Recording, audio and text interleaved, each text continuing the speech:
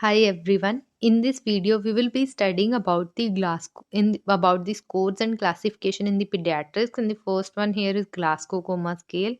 We will be studying the differences in the scale between the adult and the pediatric population. The eye response. The eye response is same as in the adult. Spontaneous, opening to verbal stimuli, painful stimuli, and no response. Then next we see is verbal.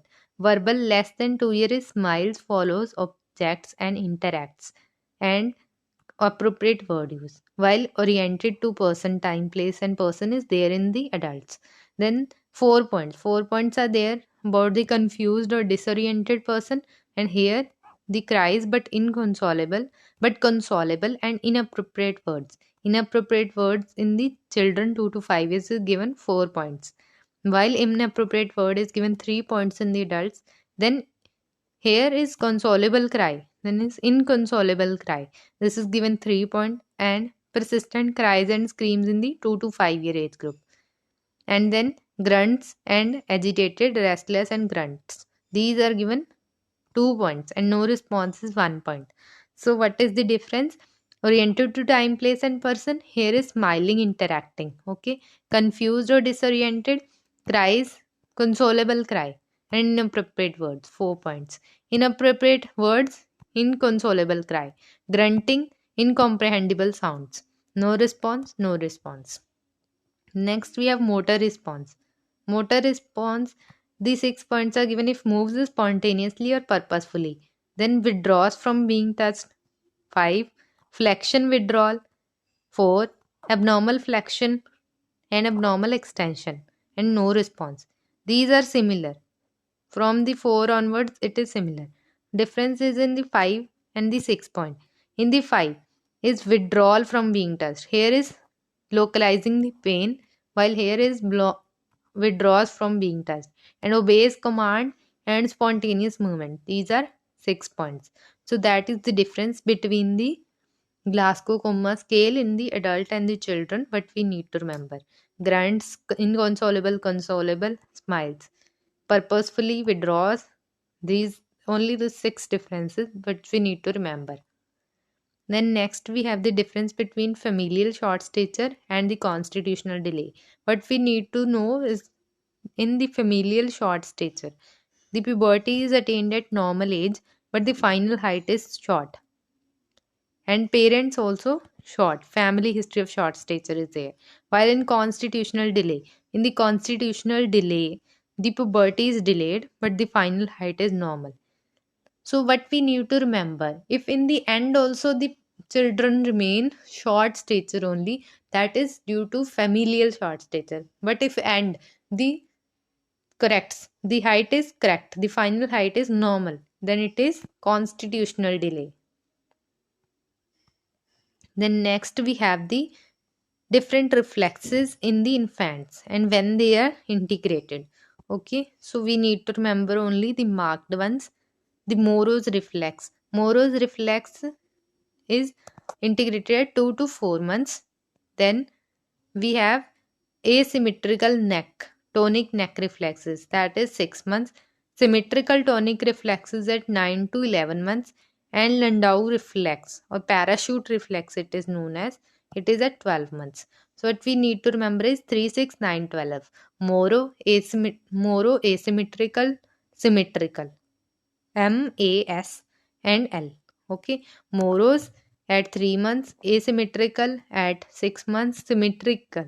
Symmetry will come late. Okay, so symmetrical is at 9 months and Landau reflex. This is at 12 months. Next, we have Silverman Anderson score. In the Silverman Anderson score, we have 5 different entities that are studied. Okay, what is that? Upper chest, lower chest retraction, Ziegfeld retraction. 3 points related to retractions, and then is Neer's dilatation and expiratory grunt. Then is Neer's and grunting. In 0, 1, and 2 points are assigned. In the upper chest, synchronized is 0, then lag on inspiration is 1, and seesaw is 2. Then lower chest retraction, none, just visible, easily seen. Z-forward retraction, none, just visible, easily seen. Near dilatation, none, just visible, easily seen. These three are same. Then none heard with the stethoscope, heard by ear for the grunting. So these 5 parameters are scored from 0, 1 and 2 from the normal towards the severity, and the total is arranged. So total score out of the 10 is counted. So what important we need to remember is this one. This we need tend to forget. Synchronized is 0. Lag on inspiration. Just on inspiration lag, that is 1 point. Cease on inspiration is 2 points. This is Silverman-Anderson score for respiratory distress syndrome. Then next we have Downey score. In the Downey score, here in the Silverman-Anderson, it was having 3 points of retractions, but here only 1 point for retraction is there and 1 point for grunting. And the other three are air entry, cyanosis, and respiratory rate. Okay, respiratory rate in the 0 to 2 months, more than 60 is fast breathing. So respiratory rate less than 60 is 0, 60 to 80 is 1, more than 80 is 2. In cyanosis, none at room air with 40% oxygen. At room air cyanosis occurring means 1 point, and with 40% oxygen. That is with the positive pressure ventilation also cyanosis occurring. Then it is 2 points. Retraction none, mild, moderate to severe. Grunting, this is similar as to Silverman-Anderson score. But air entry clear, decreased, barely audible. So, what are the differences between the Silverman and Downey's? Respiratory rate, cyanosis, and air entry. These are seen in Downey's. ACR. Okay, air entry, cyanosis, and respiratory rate. ACR is extra in the Downey's. Then Kawasaki disease diagnosis criteria. Fever for greater than 5 days plus 4 out of the 5 following. Conjunctivitis, non-exudative conjunctivitis, polymorphous non-vesicular rash, edema or erythema of the hands and feet, adenopathy, and mucosal involvement. So 5 days fever plus 4 out of the 5.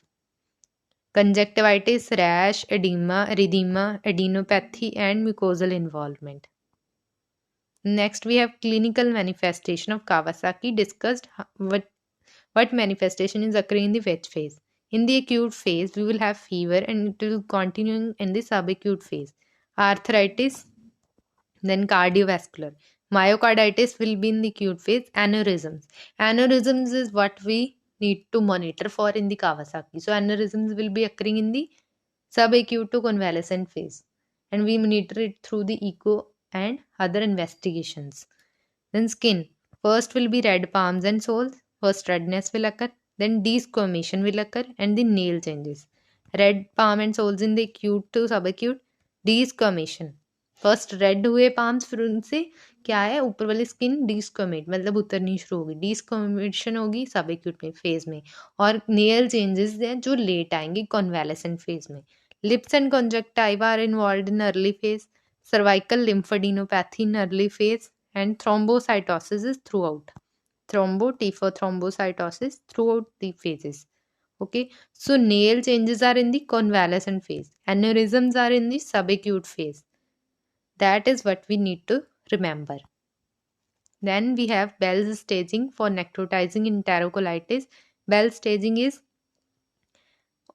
1, 2 and 3 stages are there and further divided into 1A, 1B, 2A, 2B, 3A, 3B. 1A is suspected NEC. In here will be occult blood in stool. 1B is suspected NEC and bright red blood. Okay. 1A and 1B means सिर्फ suspicion है. 2A is proven NEC. Prove हो गया. कैसे? Bright red blood आ रहा है and also the focal pneumatosis has occurred. In the 2B, we have metabolic acidosis, thrombocytopenia, and diffuse pneumatosis and portal vein gas. In 3A and 3B, advanced NEC. In the 3A, bowel will be intact, but ascites has occurred. In the 3B, bowel will be perforated and pneumoperitoneum will occur. So 1A, occult blood, 1B, occult bright red blood. Then 2A. 2A is focal pneumatosis, 2B is diffuse pneumatosis plus portal vein gas and thrombocytopenia and metabolic acidosis. These 3 points, the triad of thrombocytopenia, metabolic acidosis, and portal vein gas, this is seen in 2B. Then 3 is advanced stage. In the A, ascites, and in the B, bowel perforation, pneumoperitoneum occurs. Then next we have Sarnet and Sarnet staging for hypoxic ischemic encephalopathy. And we need to remember the important points. So Moro's reflex, in the stage 1 it is strong, then weak, then absent, then autonomic function. First sympathetic system will be activated. Okay, whenever in danger, first sympathetic will be activated. It will try to preserve our body. Then parasympathetic will be activated, and then both the systems will be depressed. Sympathetic activated means mydriasis will occur, tachycardia will occur, GI motility will be decreased, secretions will be decreased. While then parasympathetic in stage 2, meiosis, bradycardia, profuse secretion, increased, and diarrhea. And here variable. Then seizures. Seizures are common in stage 2 and none or uncommon in stage 3. As for seizures, as for second stage. Okay, so seizures will occur in second stage, sympathetic in stage 1, parasympathetic in stage 2, and strong reflexes in stage 1. That is important points what we need to remember. And another is hypotonia and flaccidity, means tone will be decreasing throughout. That is about Sarnet and Sarnet staging. Just remember the 2 3 important points what we need to know. That is all the important classifications. The Sarnet and Sarnet staging, the Downey score with the ACR, and the Silverman Anderson score, GCS score, necrotizing enterocolitis, Bell's staging. These are the important things which we need to remember in pediatrics. I hope you will find it useful. If you like my content, please do subscribe my channel. Thank you.